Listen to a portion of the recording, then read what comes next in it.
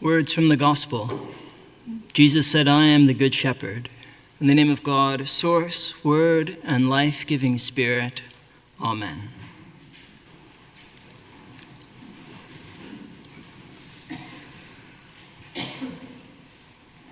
Well, Jesus was actually a tradesman.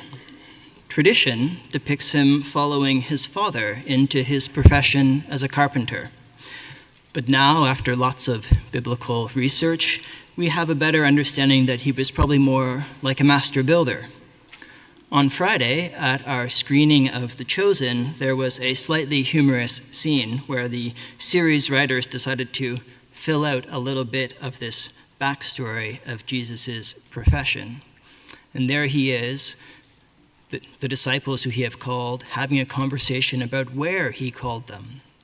And one of them tells a story of working with him as a builder. And of course, they're building a public latrine. So it's truly in this humble location of building toilets that Jesus calls his disciple, and not in these very idyllic conditions as a shepherd. But here, in our gospel, Jesus says, "I am the Good Shepherd." There are a few other I am statements that you might recognize from John's gospel. I am the light of the world. I am the vine, you are the branches. I am the resurrection and the life. And all of them play an important role in helping us to have insight into who Jesus is and insight into his mission. But my sense is that this image of the Good Shepherd is really the most beloved of all of them in the church.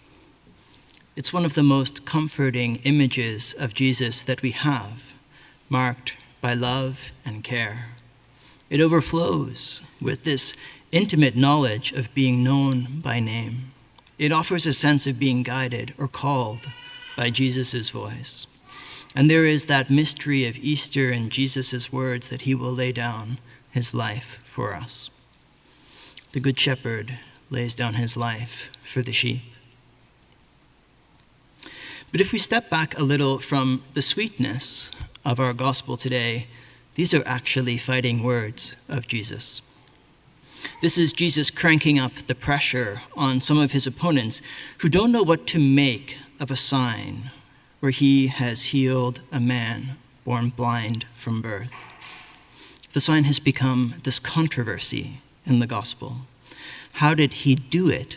His opponents ask. No, really, how did Jesus do it? Because we're pretty sure that he's not so great, maybe even a sinner, probably not even from God. And so Jesus responds by using this image of the shepherd to assure his followers of his good intentions, and also to depict his opponents as the hired hands. He is questioning their commitment, their courage, and their motivation to caring for the sheep. Commentator Raymond Brown suggests that when Jesus calls himself the Good Shepherd, perhaps a more helpful translation might be to say Jesus is the model shepherd. Jesus is the model shepherd because he's willing to die to protect his sheep. In this season of Eastertide, we immediately think back to the events of Holy Week and Good Friday, which recalled the betrayal, mock trial, and crucifixion of Jesus. This is a model of sacrificial love. Jesus, the model shepherd, comes to give life, and he is prepared to do that with a love so great that he will lay down his life for his sheep. I am the model shepherd also focuses on the shepherd's intimate knowledge of his sheep. The model shepherd calls us by name. We hear his voice and we follow him. This intimacy in the relationship between sheep and model shepherd is patterned on the intimacy that Jesus shares with the Father. In John's gospel, all of Jesus' works, his signs, his preaching, his whole ministry is grounded in the union of Jesus with his Father. The purpose of Jesus' intimate knowledge is to bring his followers into the intimacy that he shares with God. Jesus as the model shepherd is a way to show how the intimate knowledge of Jesus draws his followers into union with God and also with each other. Taken together, loving sacrifice and intimate knowledge give us a picture of Jesus who will care for us because he knows us and he is willing to give everything to rescue us. But here is one of our biggest problems. So often, we are not sheep who are following, but we are sheep who are lost. In John's gospel, the flock of sheep are not the focus. In John's gospel, we're either listening to Jesus or being led in and out to pasture. But the reality is often different, and the reality is that as followers, we're a little bit more like that one sheep who escaped from the fold and has gotten perilously lost. A friend sent me a little YouTube clip of a sheep rescue. You might be familiar with the genre, little clips of animals getting rescued. And in this clip, sheep had fallen down a long, deep trench that had been dug for some sort of utility infrastructure. And with all his might, this little young boy is pulling the hind leg of the sheep, trying to get it unstuck, extracting the animal from this utility trench. And eventually, the rear end is unblocked, and then the rest of the sheep quickly follows.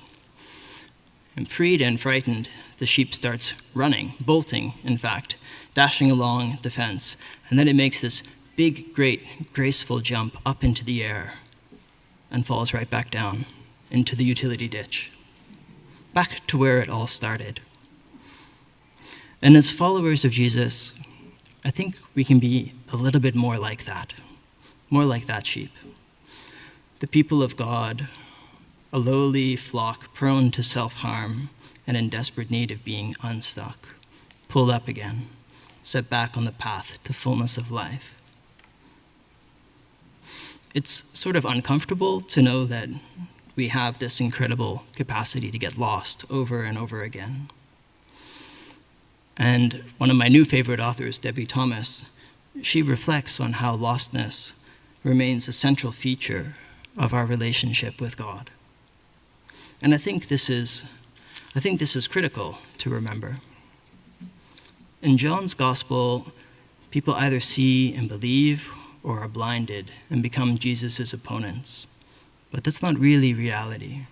In reality, we actually just get lost over and over again, and Jesus goes out and finds us over and over again. In the life of faith, there are moments when we lose our sense of belonging. In the life of faith, moments when we lose our capacity to trust in the words of the gospel. We lose our felt experience of God in prayer. We might even lose our will to persevere in prayer, to persevere in being a sheep. Some of us get lost when illness descends on us, when our jobs fall apart, when death comes unexpectedly and early for someone we love. Some of us just get lost in addictions or anxiety, in guilt, and in hatred.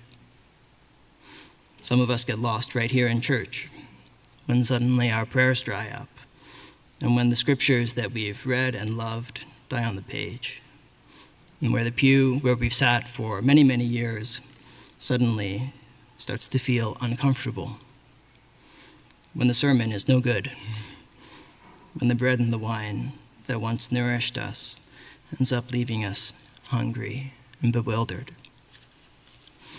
And all we know is that at the end of the day, we've wandered far, far away, and we're lost. But here's the key. The gospel tells us that this lostness is not beyond Jesus' searching.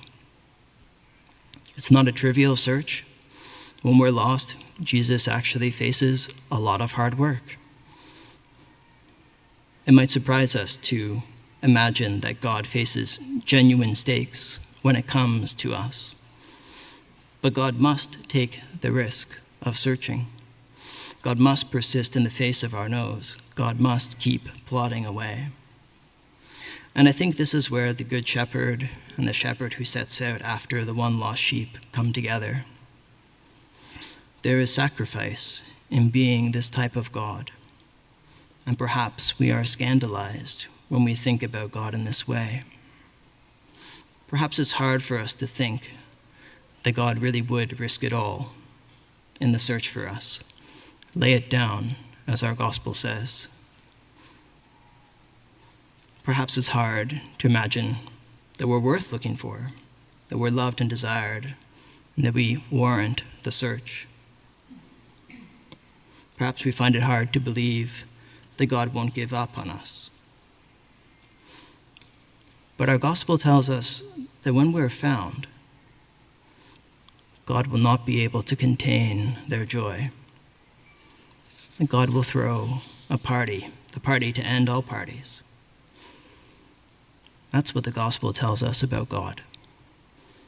And that's what the gospel tells us about Jesus, our shepherd. We can be sheep who are lost or found. But at the end of the day, Jesus is at work, tending to his flock. Amen.